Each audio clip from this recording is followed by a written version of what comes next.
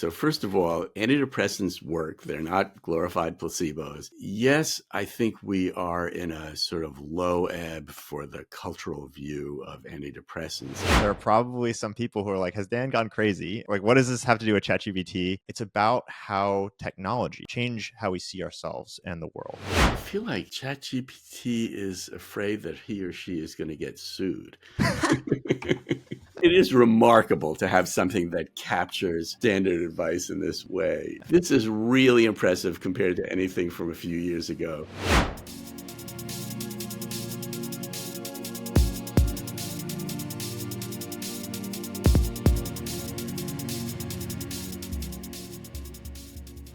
Peter, welcome to the show. Thank you. Hi. I am so excited to have you because you're one of my favorite authors. You wrote a book that literally changed my life. I have it right here. If you can see, there's so many little dog ears in this book. I read it 4 times. It's incredible. I love that. So for people who don't know you, you are a psychiatrist. You're also a writer. You're the author of the book that I just held up, Listening to Prozac, which you wrote 30 years ago, but you're also the author of many other books, like Overcoming Depression. You wrote a book about Freud, which I also read, which I really enjoyed. And you're also a novelist. Remind me again of the title of your most recent novel. Death of the Great Man. Death of the Great Man, which is sort of, it feels like you're talking a little bit about a psychiatrist's interaction with someone who's kind of like Donald Trump, but you haven't really said that. Yes, a psychiatrist is coerced into treating a authoritarian, buffoonish, autocratic national leader in his disastrous second term. Well, let's hope it doesn't come true. And it's sort of like Sopranos-esque, but the president instead of a mob boss, maybe. So I love that. I love how sort of multidisciplinary you are. One of the things that about psychiatry and my experiences with psychiatry, which we can get into in a second, is psychiatrists often are they're sort of mad brain scientists or whatever, and they just sort of give you magic chemicals that in my experience they're like, oh, they don't know how it works, we don't know how it works, but it might make you feel better, but it makes you feel worse in the meantime or whatever. And therapists tend to be a lot more interested in humans and the human experience and stuff like that. And I think it's such a shame in the field because there's that divide, and you seem to just be in this really nice, both very humanistic, very interested in human experience, and into the brain chemicals thing that I really love.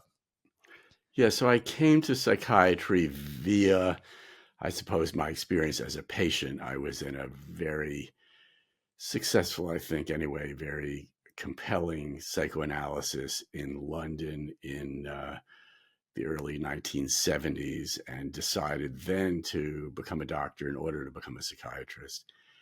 And had some other therapies, good and bad, but became really a student of psychotherapy. In that time in London, I read a lot of Freud and some of the other kind of founding psychoanalysts. And then in medical school, became interested in a range of psychotherapies. That with the early 70s was a time of the flowering of psychotherapies. There was some related to family and some to social justice and some to paradoxes. They were just interesting therapies, which I write about in my third book, wrote about Should You Leave? So when Prozac appeared, I was really someone focused with my patients on psychotherapy and seeing their responses. Now there's a 30th, I should run and hold it up, I suppose, but there's a 30th anniversary edition of Listening to Prozac that's out just the end of last year. And in it, I got to write a new preface and afterwards about what held up and didn't hold up. But I also write about how I came to write the book. And I used to keep these yellow sheets of paper for easy identification and patients' charts where I wrote down the medicines and doses, that I prescribed. And I wasn't prescribing for most patients, but also their responses, if there were side effects and things. And those, the notes on those yellow sheets started looking with Prozac like my regular psychotherapy sheets. People were talking about sort of neurotic symptoms that had been muted. And I started having a thought that the medication was acting like a co-therapist, that it was doing some of the psychotherapy. So that's really, in a way, the origin of the book. Yeah, that makes sense. And I think I like dove right off the deep end into like psychotherapy, psychiatry stuff. And I should actually probably introduce for the people who are listening and watching why you're on the show at all, because I think there are probably some people who are like, has Dan gone crazy? Like, what does this have to do with ChatGPT? And the answer is, I'm not as crazy as I used to be. Thank you to some of the medications that you you talk about in your book. But also, I think there's something really important underlying this book, and I'll tell people like a little bit about the book and a little bit about like sort of the theme. But the theme of the book is it's about how technology, in this case Prozac or in the larger class of drugs we call antidepressants, change how we see ourselves and the world. And I think you sort of set out to write what you call this like resonant portrait, where you're looking at how technology changes people, changes culture, changes the way that doctors see people, changes the way that people see themselves. And there's a sort of important tradition of people doing that. So another person that you've brought up before is someone like Tracy Kidder, who did the same thing with the PC revolution. So it's not just about like, obviously antidepressants change how we see ourselves in a certain like more obvious way, where maybe it blunts at negative emotions or negative affect. But I think one of your points is that technology in general can do that. And I see that with ChatGPT. I've been sort of writing about that and thinking about that, inspired in large part by your work, that I think ChatGPT also has impacts on how we see ourselves. And so what I want to do in this show is talk about your book, because I think it's just really important. Talk about antidepressants, because I think that people don't talk about them enough in the right way in public.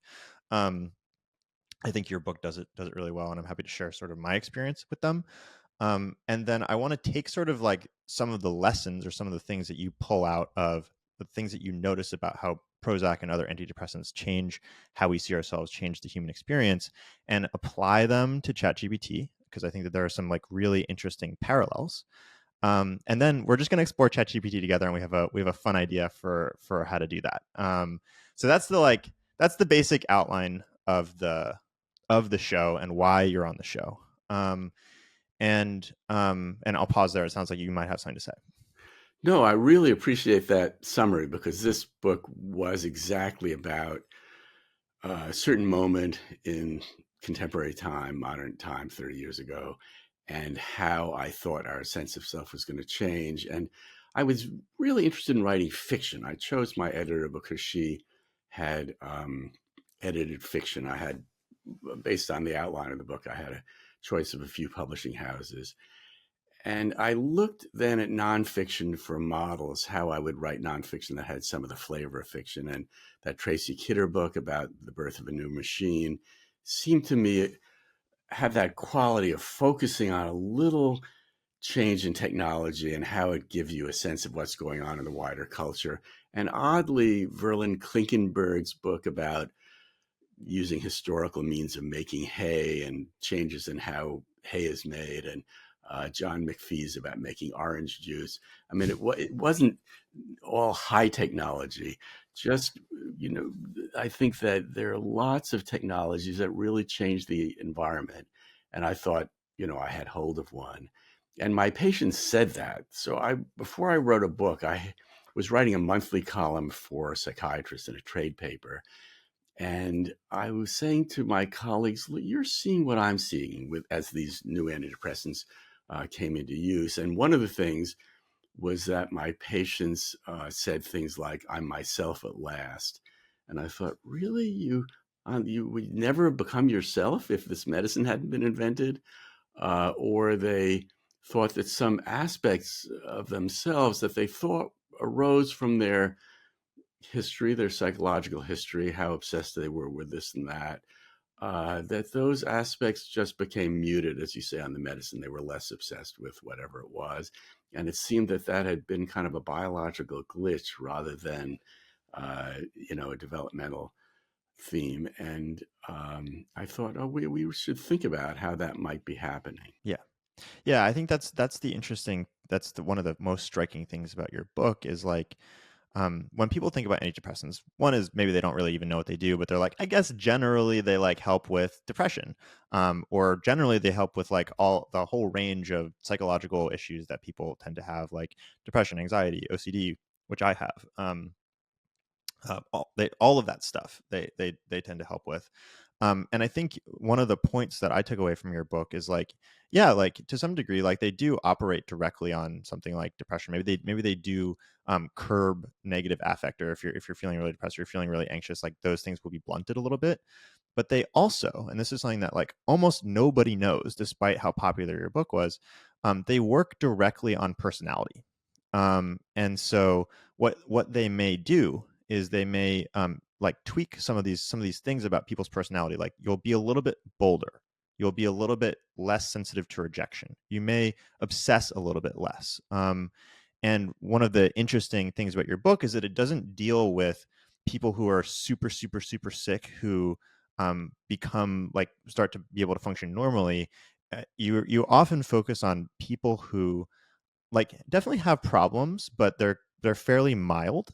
And when they take Prozac or Lexapro or Zoloft or any one of these antidepressants, they become what you called better than well.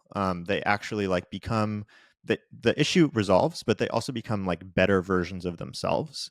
And you have this like really striking anecdote at the beginning of the book, which you already referred to, which is like you might put a patient on Prozac for a while to resolve a depressive episode, and they'll become bolder, they'll become less sensitive to rejection, all that kind of stuff, and that will have a lot of marked changes in their lives. And when you taper them off, they come back to you and they're like, well, I'm not myself anymore, and even though they're not depressed. And so the question that you pose is like, well, what is a self to begin with? Like, you weren't yourself for the first 30 years of your life before I put you on this drug. But the drug just brought out this other thing from you that was maybe always latent or always there, but like it needed to turn those dials to let it come out.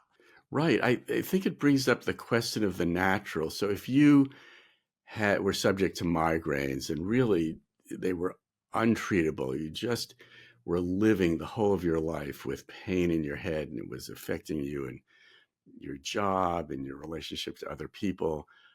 Pain was constantly intruding. And then you took a medicine that finally prevented migraine. One was invented. We would say, yes, you were yourself at last. We would agree that the migraine was some kind of an external thing imposed on you. Depression is culturally much more complicated. So there's a long history. I write about this in a book called Against Depression, a long history of romanticizing melancholy that goes back certainly to the Renaissance, probably before, but is very prominent in the Renaissance, where melancholics are thought to have some special insight into the human condition. So taking that away, isn't as automatically restorative as taking away a migraine, but maybe it should be, right? I mean, maybe depression has some of that same illness quality to it. And even in these very minor forms, sort of subforms, maybe that really isn't who you are. But I play with that both ways. I mean, the book begins with what patients said to me, and that was what they said. The better than well comes from a patient saying, I didn't just get over that episode of depression or obsessionality. I'm really able to function in the dating marketplace better. I'm less easy to push around, and I'm more certain about what I'm looking for. Totally, yeah. And I will say for myself, I have experienced that. And yeah, it's been a crazy change for me. um I think one of the things I should point out, which you sort of alluded to, is that one of the things I love about the book is it sort of came out at this like high watermark of antidepressant optimism, where everyone was like, well, maybe it'll cure everything. And then I feel like right now we're in this like low of like, it's been probably overprescribed to people who like haven't been properly educated or aren't in psychotherapy or whatever. And so I think there's a lot of people out there who are like, oh, maybe it doesn't work, maybe it's a placebo. And like, it's not a placebo. Having tried all the placebos, let me tell you, it's not a placebo. But I think one of the things I love about the book is that is you're kind of ambivalent about it, and in the sort of classical sense of ambivalence, where you're like you're presenting the case, but you're like, and there's some good things about this. It really does amazing things for people, but it's also not all good. And we shouldn't be like too glib about like jumping into changing all aspects of our personality, in particular because, like you said, melancholy. It's that's sort of a cultural thing. Like whether or not melancholy is acceptable. And I'll say for myself, like having OCD, I was I was watching, and my history is like I'm Jewish, and my family's from like Eastern Europe, and there were definitely like very Orthodox Jews, and like I was watching a YouTube video the other day of like how an Orthodox Jew conducts their day, and like it's pretty obsessive, like you're saying blessings about everything. You're like you're touching the mezuzah, you're rubbing the seat or whatever, That's funny. like, and or I love books, like, and I have a very strict sense of morality, and that's one of my sort of obsessive things. It's like this sense of morals, and like if your ancestors studied Talmud all day, you might be obsessive too. But I'm not in that culture anymore, and so those features were like not particularly adaptive to me. And so I think one of the points of your book is that we can turn that down so that I'm more fit to the culture. But then you always have to ask, like, is that right? Like, should I need to do that? And that's an open question. Yes, yes to about seven things. So first of all, antidepressants work. They're not glorified placebos. I wrote another book called Ordinarily Well about how antidepressants work and what the evidence is. And yes, I think we are in a sort of low ebb for the cultural view of antidepressants. And in that new introduction to listening to Prozac, I write about Jorge Luis Borges' story, Pierre Menard, author of the Quixote. So uh, Borges imagines an author, made up author, Pierre Menard, who writes 1.5 chapters of the novel Don Quixote in the 1910s. All right, so we're in World War One, and war is horrible.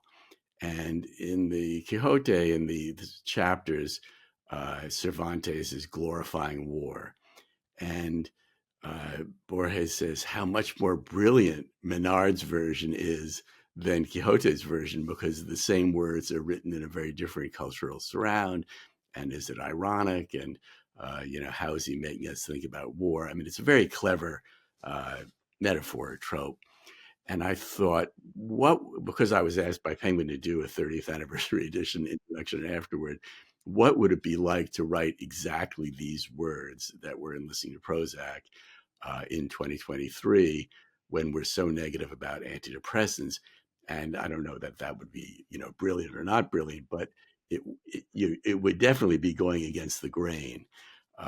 Whereas I think in the late 1980s, early 1990s, as I was writing this book, there was a lot of optimism about the new antidepressants, and justifiably so. And by the way, I think one reason we are able to worry about whether antidepressants work or not is that, here are these off-patent drugs, pennies a pill, um, that really treat depression quite well, so that when you go out to do a study, you are really recruiting very marginalized people, people living in single room occupancies who have done poorly on the medication in the past, who have no social context, and you're pulling them into a drug trial that's very involving where they have lots of contact with other people. They get a ride from their, SRO to the welfare to work program. They get medical care, and yeah, they'll do well on a dummy pill because they're being given so much support. And yeah, they're not going to do that much better on a antidepressant because maybe they don't have the diagnosis in the first place and have sort of exaggerated things to get in the study, and B, or the interviewer has exaggerated things for them, or B, maybe there's someone who just hasn't done well on a series of medications, so that you're selecting a population that won't do that much better. So, it becomes hard to test the medicines when the medicines are so good. Yeah, that makes sense. So So what I missed about 4 points there, but those were a couple of them. Yeah. that's totally fine. I think what I want to get into a little bit is some of the like broader lessons about how antidepressants shape how we see ourselves and also shape how we see the world, because I think that's the thing that's going to be most relevant in our discussion of ChatGPT in a second. And the first one that I take away is it comes from the title, which is listening to Prozac and listening to drugs. And so the thing that I think that you mean by that is when someone has something like depression or anxiety or OCD, there are always different explanations for what is going on. So there's explanations at the psychological level, like a lot of people think that depression is like repressed rage or something like that. Then there's like explanations at the social level. It's like, yeah, you don't have a job. Like, of course you're going to be depressed, or your wife left you. Of course you're going to be depressed. And I think one of the things that you noticed in this listening in listening to Prozac is that when you get a lever like Prozac that operates on the biological level, you tend to forget all of the other levels of explanation. And you just say, well, it's an imbalance, or, well, it's like this one thing. It is true that Prozac is sort of operating on that level and it does change all of these other levels. But it's maybe not the best thing to just like jump to, well, that must mean that's what's going on all the time. Right. So I think one good example, you mentioned sensitivity to rejection, and that's rejection sensitive dysphoria was a category that was in psychiatry briefly, and it's not much research now or taught about now. But there are people who, when they're rejected, go into mini depressions. They go right off the edge. So I think I write in listening to Prozac about a woman who, if she asked her boyfriend a sensitive question and he turned away to look at the football game, would, just start doubting everything. And these medicines turn out to be really pretty good at preventing that, at making people less immediately sensitive to perceived loss. But the question is, what's going on with that woman? She's sensitive, and she's sensitive maybe in two senses. One is she's vulnerable in the way we just said, and the other, she's perceptive. So, she comes into the office and says, I seem to be in a good relationship, but I'm depressed. And we say, well, maybe you're seeing something in the relationship that, you're right about, that it isn't as good as you think. And in a way, the medicine obviates that second form of sensitivity. And we want to be a little wary of that. I write about Prozac as a co-therapist, that it seems to do part of the work against the very sorts of conditions that we used to think psychotherapy was very good for, like neurosis, what used to be called neurosis, make people less neurotic. And it turns out that's right, that probably that is one of the things that these medicines are best against. Is there's a technical term, neuroticism, which is a little different from neurosis, but in one study, well-known study, these medicine, paroxetine, Paxil, did better against neuroticism than it did against depression. And the neuroticism meant this quick sensitivity to loss and fussing about things and long-term pessimism and so on. That really changed very notably on medication. And of course, in psychotherapy, that's very helpful, but you don't want to lean on it too much. Right.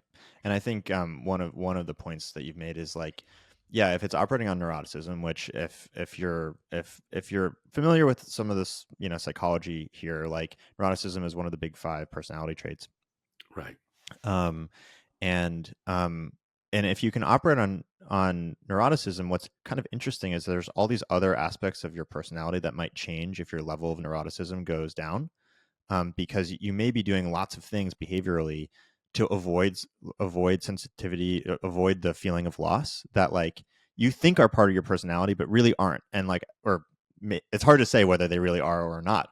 But what we can say is that if the neuroticism goes away, all those other things will go away too, and that's like a really interesting thing. And the other thing in this study that Paxil worked on was extroversion. And you think about this, those are not exactly opposite sides of the same coin, but it's easier to be extroverted if you're less worried about being slapped down. Totally, totally. And I think we've sort of covered the like it changes how you see yourself, but I want to talk also about like how it changes how we might see the world. And so when I talked earlier about um, uh, antidepressants being this lever, and when you have that lever, you sort of and you can move the world in a particular way. You reduce your explanations to that layer. It's like we can move people's depression or move people's state with Prozac. Therefore, it must have been a biological issue, and that's not necessarily true. One of the other ways in which like using technology as a lever changes how we see things is you will see more opportunities to use that lever. So one of the examples that I love in your book is you talked about how when you were in residency, nobody like came in complaining of panic attacks, and you didn't really like have a lot of training about panic attacks because they weren't like a super common issue. But what's interesting is that as soon as Xanax became available, which is like the of just a very effective um, treatment for panic attacks. Obviously, you don't want to take Xanax long term. At least at first, it seemed like a really good treatment for panic attacks. Panic attacks became way more common. We started to see them everywhere because they were suddenly treatable. And I think that I would love for you to talk about that because I think it's just a general phenomenon that we can apply to ChatGPT too. No, I think we really do see things that we have solutions for more. Um, I mean, the panic attack story is very interesting because Donald Klein, who was this great conceptual psychopharmacologist, was out to treat panic attacks. And they were very anxious people who were so anxious they were hospitalized, although the bar for hospitalization was probably lower in those days. So we're going back to the 1960s, say. And they gave the older antidepressants. These were called tricyclics, and they were started becoming available in the late 1950s, but really in the 1960s. And there would be these patients who were very anxious, and they're always going up to the nursing desk and saying, "You have to help me. I'm feeling so terrible." And they put them on the antidepressant, and the nurses said, "These patients are doing better. They're not coming up and pleading with us." And Klein would speak to the patients, and they'd say, "No, the medicine is doing nothing. I'm still anxious." And he'd say, "Well, why aren't you going up to the nursing desk?" And they'd say, "Well, the nurses are not helpful anyway. They weren't very helpful anyway." And he, based on this, made this psychopharmacological dissection, which was that the medicines were stopping the panic attacks, but the patients had this learned anxiety. They had what he called anticipatory anxiety, where they were so worried about panic attacks that they were sort of anxious about being anxious. And they hadn't learned that they weren't going to get panic attacks while they were on these medicines. And you had to do something else to make them aware of the state that they were in. And I thought that was really smart.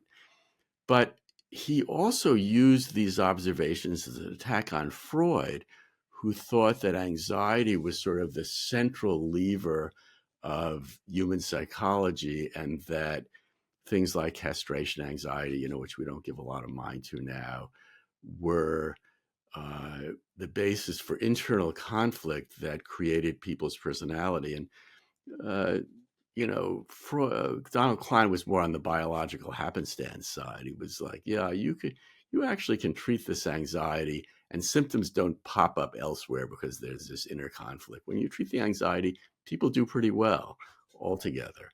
And that formulation was just coming into place before I wrote Listening to Prozac. That was part of my education. So I had this funny happenstance in my own life, which is I fell in love with a wonderful woman who happened to be living in Washington, D.C. I was at Yale in New Haven, and I've been married to her for 40 plus years subsequently. So I was not wrong about this. But I, went to my residency director and said, I'm going to leave the Yale residency and take up a residency in D.C. And the guy said, "Well, we'll get extra work out of you for half a year if you do this, that, and the other." And you can imagine being in residency and doing time and a half in residency, which is already pretty demanding. He would give me the other final semester, or whatever you call it, under the auspices of a Yale professor who was in the government in the Carter administration in D.C. So I took up that offer, moved to D.C., and I was very interested in community psychiatry, and this was a community psychiatry position nationally. And that position disappeared, and I was put in the shop of Jerry Clairman, one of the great innovators, also in pharmacology, who had me kind of become aware of the whole research portfolio in government. And it included holding conferences where Donald Klein held forth and so on. So I came to learn about modern pharmacology with this interest in psychotherapy and community psychiatry, which put me in this really ideal position when Prozac came out and I decided to write this book, because really I had familiarity, deep familiarity with an enormous range of contemporary research, while being the kind of person who had no interest in that. Right. And the thing I want to push you on is like this claim that is in your book that I just sort of repeated, and I wanted you to give people a little bit more color on it, which is that like panic attacks only became commonly thought about when Xanax was popularized and Xanax could work.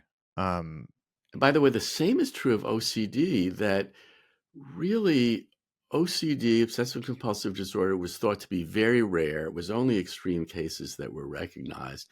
And as antidepressants became more a mainstay of treatment, or as you could rely on them a little bit, and there was one called fluvoxamine, Prozac's fluoxetine, this is fluvoxamine, a little different medicine that seemed to do well for OCD in the early going. It had some side effects that people didn't like.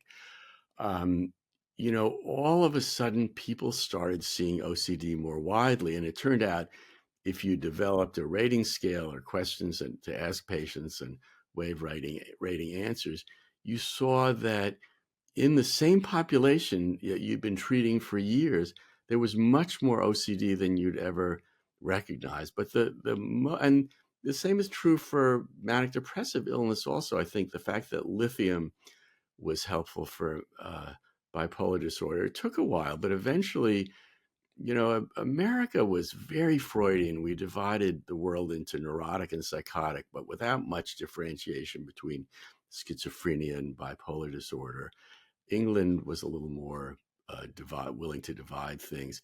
Well, we took on the English diagnostic system because it made sense to think about using lithium in bipolar disorder. So there's all this, what we call psychopharmacological dissection, that when you have a medicine to treat something, you start defining it. What do you think that's about? Like, why? Well, I think when the only treatment you have is psychoanalysis, it doesn't really matter what people's diagnosis is. Medicines sometimes have a level of specificity that really forces you to think about things that parenthetically have been in the psychiatry or psychology literature forever. So, that distinction between schizophrenia and uh, manic depression, goes back hundreds of years anyway, many dozens of years. And it goes back to the 19th century. And uh, we say, oh, those early diagnosticians were right, when it turns out that the distinctions they made are useful for uh, the application of these technologies. So I think that, that's sort of the theme we're on. The technologies, correctly or falsely, seem to be illuminating about how human experience ought to be subdivided. Yeah, that was the thing that I really want to talk about is like that I think is so interesting is that new technology changes how we draw categories or changes how we draw lines, and some of those lines are about how we diagnose things, but some of those lines are different. There are other things that we can get into. Like for example, what is intelligence is a question that is like really important in when it comes to ChatGPT and AI, and I think it's causing us to redraw those will cause us to redraw those lines a bit, and I'll tell you a little bit more about why.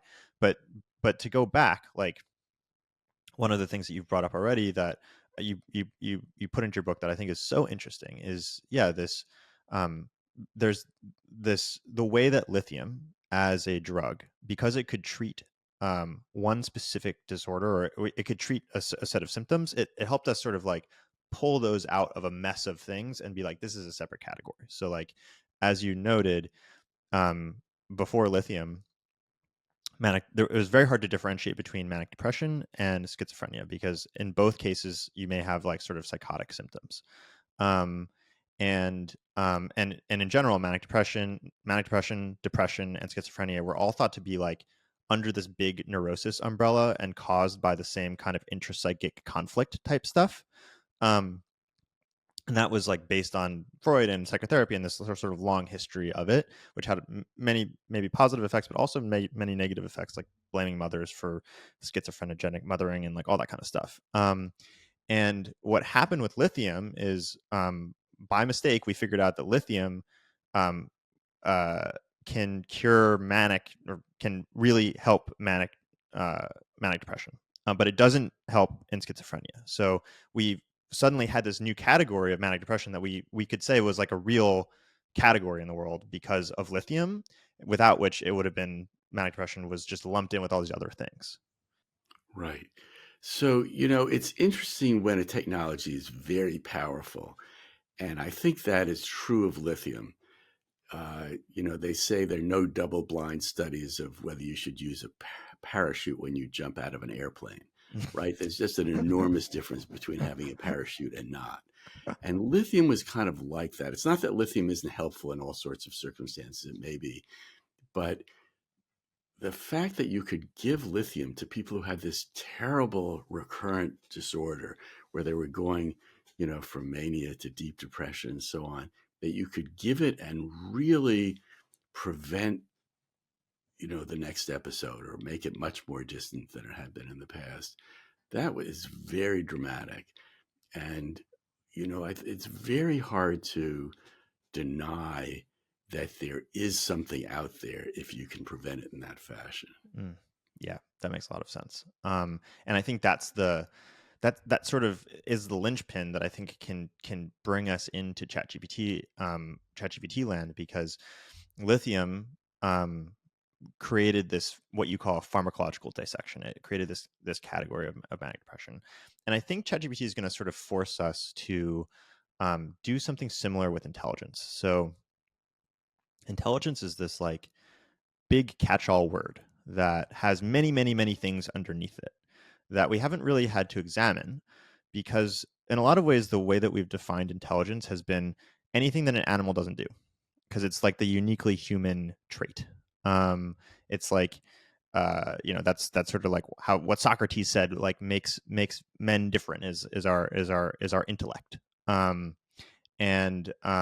from animals, and therefore like the life of man that's best is the one that's lived according to the intellect. Stuff like that is like a very common thing, and intelligence is like super core to our sense of self. And in general, like where we live in a knowledge economy where what you know and how you can bring that to bear has a big relationship to your status in the world. And I think that's why AI is promising, but also like very threatening to people, because it like gets right at this word intelligence that I think a lot of people feel is very core to what makes humans unique. And that's one of the things I've been playing around with a lot. I'll pause there. It looks like you have something to say, but I have some No, ideas go about. ahead. I mean, really, this is not my world. I'm not a great user of ChatGPT or user at all of ChatGPT, and uh, but I think it is true in helpful ways and unhelpful ones that we do feel threatened that what is core to us and unique to us is something that machines can do better. On the helpful side, if you have people with dyslexia and attention problems, and they can get lots of information through uh, TikTok. They can do lots of retrieval through ChatGPT or Alexa or whatever the intermediary is. Um, their lives are really changed because they have more of that, what it is to be uh, human, than they had before. And it doesn't feel crutch like. You worry, is the antidepressant a crutch? It feels like you're just entering into modernity. So that is a very helpful sort of connotation of it. Right. Right. That makes a lot of sense. One of the things that I've noticed, and I'm sort of curious for your reaction, is I've noticed that like it's very good at summarizing. So it's very good at taking the best of what humanity or maybe I know, and then summarizing it into like a little form that is like just right for the context that I need it in. And that's like a thing that I used to bundle under my conception of intelligence, as a pretty uniquely human thing. Like I don't know of animals that do that, and is actually super valuable. Like you're a writer, I'm a writer. In writing, summarizing is a lot of what you're doing in writing. Um, you have to be able to like summarize a complex idea in a way that's right for the audience and right for the context.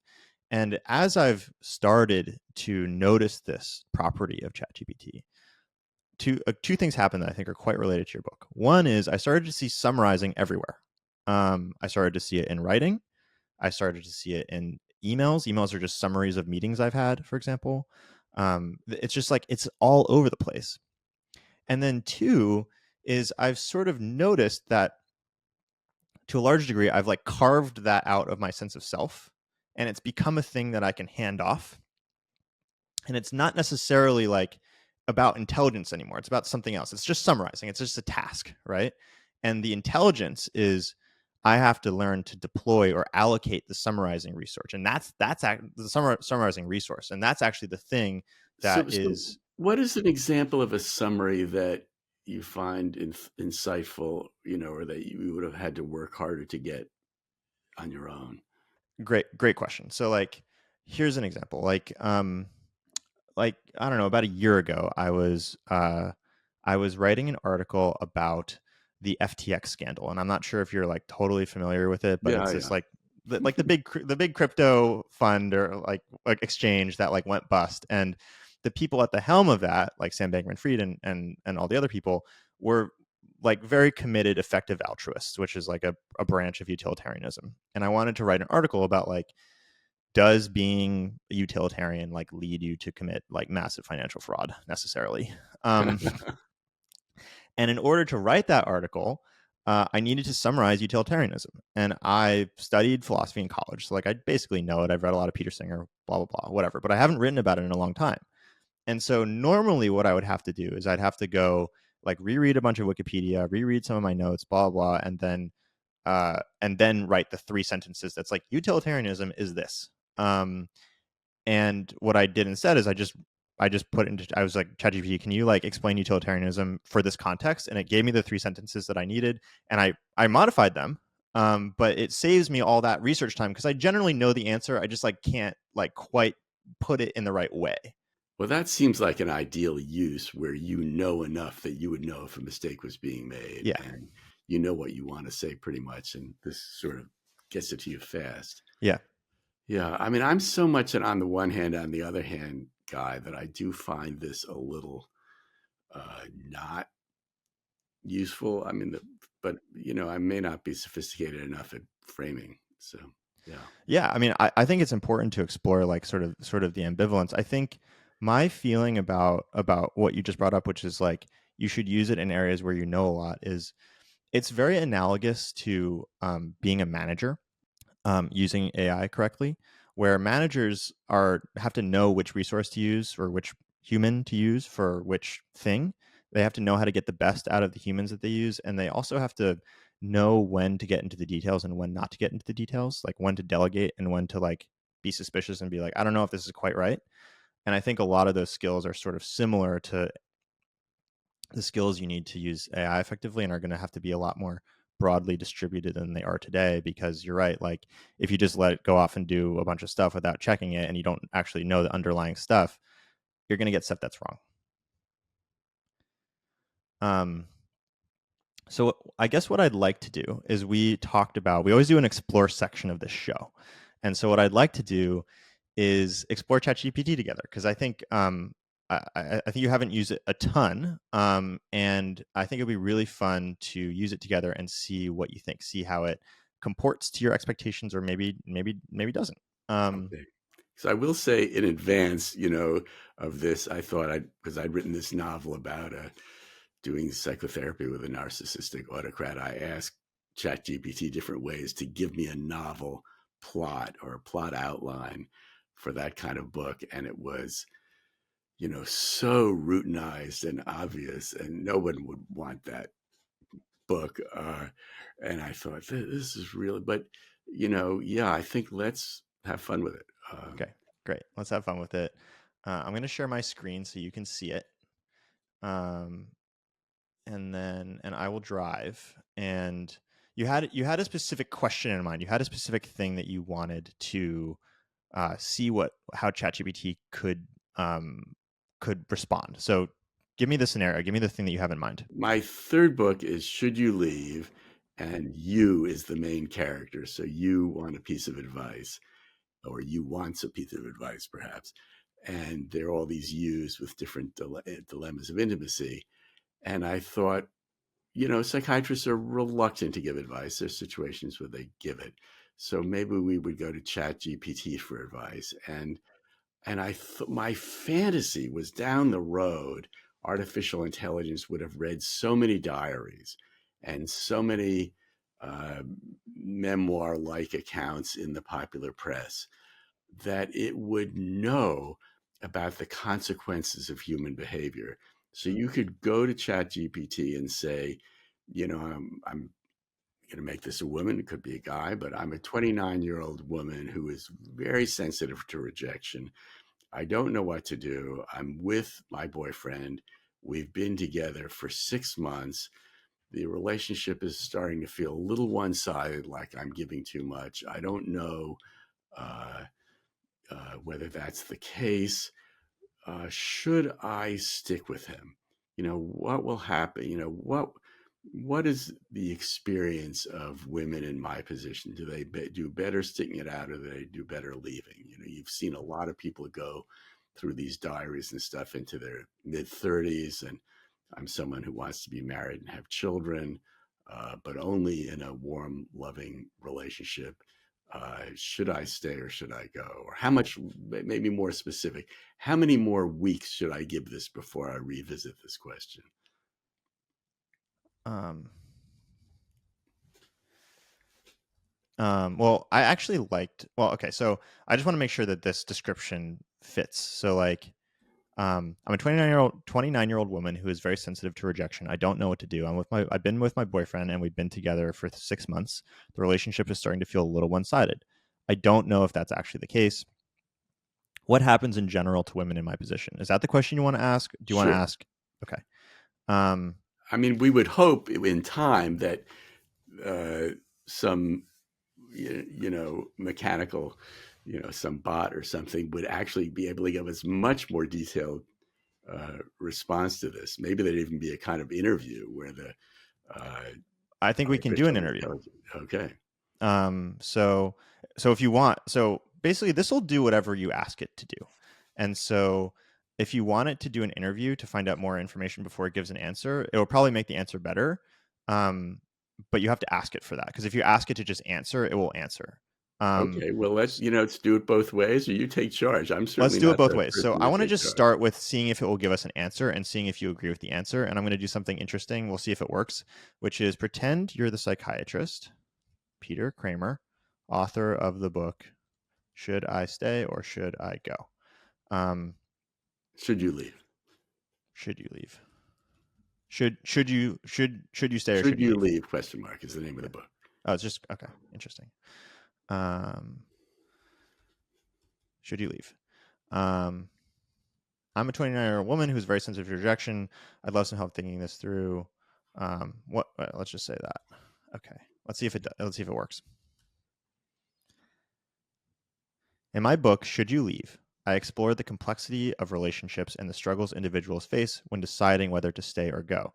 Your sensitivity to rejection is a common issue that many people grapple with, and it can significantly impact your relationship dynamics. In general, women in your experience might experience a range of emotions, including anxiety, self-doubt, abandonment. These feelings can lead to heightened sensitivity to your partner's actions and words, causing you to perceive imbalance or lack of reciprocation more acutely. It's important to remember that these perceptions may not always reflect the reality of the situation. Self-reflection. Take some time to reflect on your feelings and the specific aspects of the relationship that make you feel it's one-sided. Are there specific behaviors or patterns that trigger your feelings of rejection? Communication. Open and honest communication with your boyfriend is crucial. Share your feelings and concerns with him in a non-confrontational way. This can help you clarify. Set boundaries. Establishing healthy boundaries is important in any relationship. Make sure you're clear about your needs and expectations. Seek support. Consider seeking support from a therapist or counselor. Evaluate the relationship. After taking these steps, evaluate the relationship. Is there a genuine effort for both sides to address the issue? Are your needs being met? If not, it might be worth considering whether this relationship is right for you. Remember, every relationship has its challenges, and it's normal to have doubts. The key is to address these feelings constructively and make decisions that are best for your emotional well-being. What do you think? What do I think?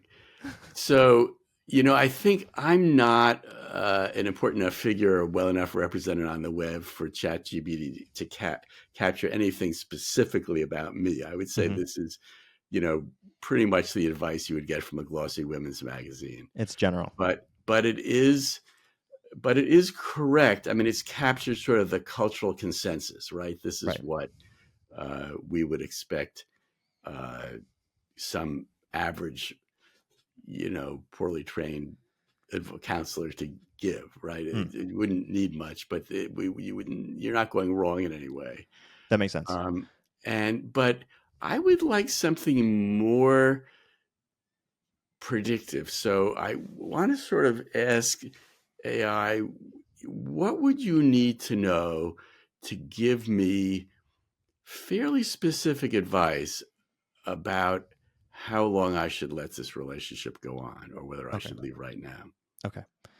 I want you to give me fairly specific advice about how long I should let this relationship go on in the manner of Peter Kramer. Let's just try to push it, because I think it probably has read your stuff. What would you need to know in order to give me that advice? It may refuse, Sure. depending on its on sort of the training. And it looks like, okay, blah blah blah. So it's asking us to, give more information about our communication efforts, our changes, personal boundaries, all the things it said before. So I think we're gonna have to tell it, like, I've done this, this, and this. So how do you want to construct the scenario?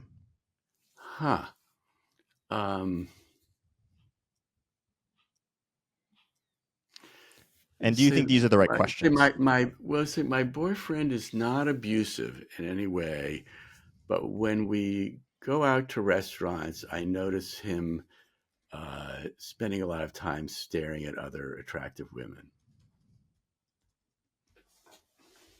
Okay. Anything else?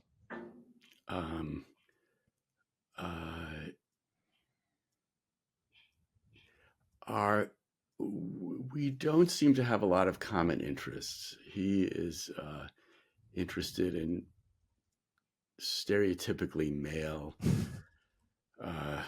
pursuits like sports and engineering. I'm very interested in art and poetry.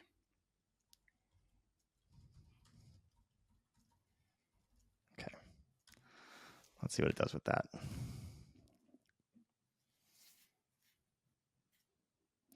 I want to just make one modification here. Please. ChatGPT likes to ask multiple questions at a time, and I just wanted to ask one. Okay. Please ask one question at a time if you are not yet. Advice. Okay. How does his behavior of staring at other women when you're out together make you feel, and have you discussed this with him? Yeah. We talk about this problem all the time. And he says, men are just like that. It means it has no significance for Hmm. our relationship. Hmm. Cool. And how does it make you feel? I feel humiliated.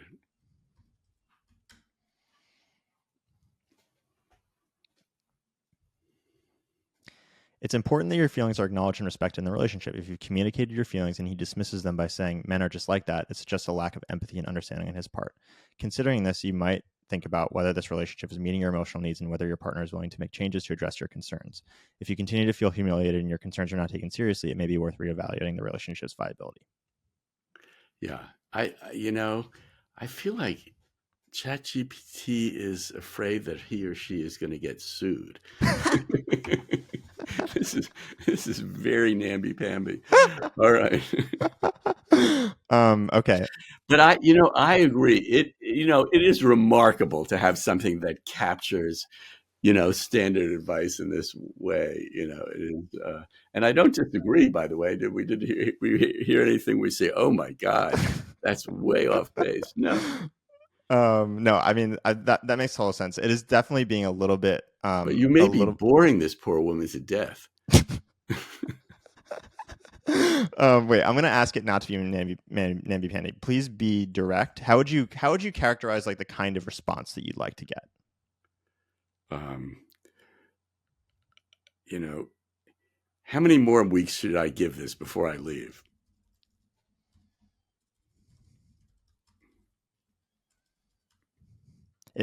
I'm curious what it does.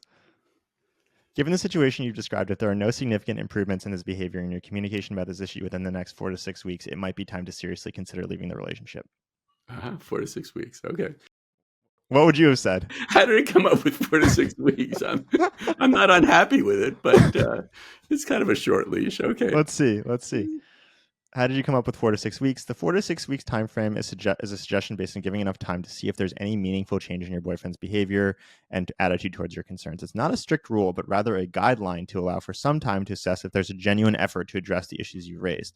This period also provides an opportunity for further reflections on your feelings and the overall health of the relationships. If you feel this time frame is too short or too long, you can adjust it based on your personal circumstance and comfort level. That's great. So one of the things that we're seeing here is it is generic if it is given generic instructions, but the more you can ask it to simulate or be like a certain thing, it will get much better at being that thing, bringing to bear all of the maybe generic advice. But you can say like, I don't want that advice. I want another specific subset of advice. So the more like specific terms you have, the less it sounds like Wikipedia, which is, I think, really interesting. And I do think a therapist might say, let's give it 4 or 6 weeks and we'll revisit this. But I don't think anybody thinks that people change over the course of 4 to 6 weeks. They could give like a signal that they're thinking about changing, but that might be just wrong. that might be tough. Yeah. So I don't know, but it made me laugh 4 to 6 weeks. Not that I don't know what I expected. If it said, give it a year, would that be better or worse? I don't know. Yeah, it's an interesting question. I think I see. Let me say what I want from it. Eventually, is to say I've looked at thousands of biographies, and it never, letting this go on never works out, or letting this go on works 23% of the time. How are you with a 23% cull rate? Is that enough for you to stay or not? That's up to you. But we can give you really specific information based on an enormous range of experience beyond what any therapist or advisor could ever master. So it's definitely not going to do that, because it's not calculating those statistics. It's just predicting like the next word in a sequence. So it's very good at given. No, I would like it to have the information rather than, there's a name for this which I'm forgetting, but it's like a chip or something. There's a name for what a piece of information that gives you a likelihood of what the next word should be. Google is still better at it than ChatGPT. It's a logit. What? A logit. Logit. Yeah, there's some other word that I'm not grasping, but yes. So yeah, it knows what the next word should be, but does it know what the information is? Does it have data? I'd like for it to have usable data, So actionable one of the things that I've done, which I think you might be interested in, is sort of using that. Like it's very good at capturing a gestalt of a piece of text and then knowing what comes next. Is you can actually use that and hook into all of the things that it knows about you and about all the other people that have written similar things to see where it would go. So what I've done, if I'm making a decision and I've been like waffling about it, is I'll take a bunch of journal entries and I'll feed it in, and then I'll say, can you write the next journal entry in the sequence, assuming I make the decision A, and then write the next journal entry. Ask it what advice would Albert Ellis give me? Albert Ellis was very much a tough love, straighten up and fly right. Okay. So we could also start over and see if we start over with some of this information, if it does it, or we can continue sure. in this chat. What would okay? Either Let's it's do that. fine. Believe Let's me, do that. have more. Great. So we'll try one more time. So pretend you're the psychiatrist. Nope, we're not doing that.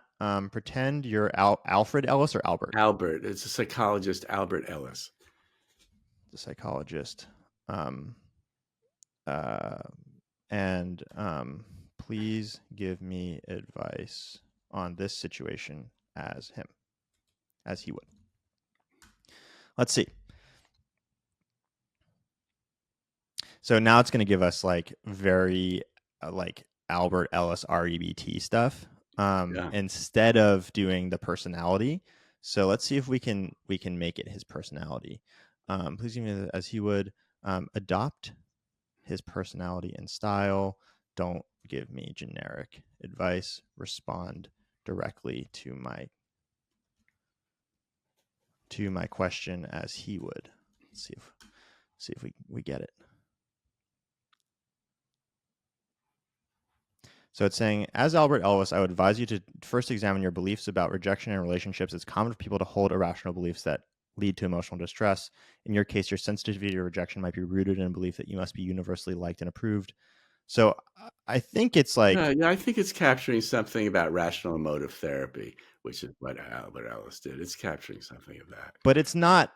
But it doesn't have his personality. But it's too long ago. It's too long ago. He's not... I mean, I have to think of some contemporary psychologist who's way out on the web a lot, and I don't know who that is. But it's also generally, I think, like it's not good at capturing that like that thing, that like zing in irascibility. Yeah, it's not good at that. But it is good at sort of like getting the right information, basically, or the general feeling. Yeah, this is really impressive compared to anything from a few years ago. But it's not, but I wouldn't use it. I wouldn't employ it. That makes total sense. I'm impressed without changing my way of life here. That's totally fine. That is totally fine. I was not necessarily gunning for that, although it would have been nice if it happened. Ask it whether antidepressants work in the treatment of depression. It is going to say yes. It's going to say like it's going to give the Wikipedia answer. Okay, yeah. Well, I don't know what that answer is, but all right. Do antidepressants work in the treatment of depression? Oh, it's answering as Albert Ellis. As Albert Ellis, I would acknowledge that antidepressants can be effective in the treatment of depression for some individuals. However, I would also emphasize the importance of addressing the underlying cognitive and emotional factors that contribute to depression. All right. Okay. There you go. Okay, so that's our ChatGPT demo. I appreciate you humoring me on that. I've had fun. Good. Yeah. So, like I said, the book that you wrote has had a tremendous impact on me, and I'm really, really glad to get to share it with other people and get to talk to you. It's honestly it's a huge honor. Anything? Any final reflections before we close out the show? I've really enjoyed this. I think it was a terrific discussion of the really what's at the core of the book, which is technology and the self. So yeah, it's been great. Cool. Thank you so much for coming on. Thank you.